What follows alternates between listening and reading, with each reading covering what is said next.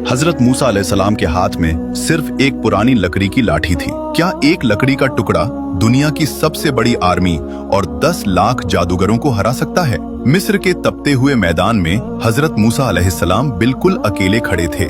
सामने फिरौन अपने ऊंचे तख्त पर बैठा अपनी ताकत पर गुरूर कर रहा था। उसने दुनिया भर से बेहतरीन जादूगर बुलाए थे ताकि मूसा को सबके सामने नीचा दिखा सके। मुकाबला शुरू हुआ और जादूगरों ने अपनी हजारों रस्सियां जमीन पर फेंकी। पूरा मैदान खौफनाक सांपों से भर गया जो हर तरफ तेजी से रेंग रहे थे। लोगों की चीखें निकल गईं और पूरे मैदान में धूल का तूफान उठ गया। हजरत मूसा अलैहिस्सलाम ने देखा कि जादू ने पूरी जमीन को अपनी लपेट में ले लिया है। तभी अल्लाह की आवाज गूंजी, मूसा डरना नहीं, अपनी लाठी जमीन पर फेंक दो। उन्होंने अल्लाह का नाम लिया और अपनी पुरानी लाठी मिट्टी पर दे मारी।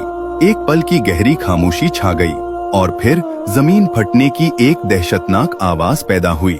वो लकड़ी की लाठी अब लाठी नहीं रही थी, वो एक इतने बड़े अजदहे में बदल गई जिसने सूरज की रोशनी को भी ढंक लिया। वो कोई आम सांप नहीं था, वो अल्लाह का भेजा हुआ एक जिंदा मोजिजा था। उस अजदहे ने अपना खौफनाक मुंह खोला और उन 10 लाख जादुई सांपों को निगलना शुरू किया। देखते ही देखते पूरा मैदान साफ हो गया और जादूगरों का जादू मिट्टी में मिल गया। फिरौन का चेहरा पीला पड़ गया और उसकी सदियों की अना ढेर हो गई।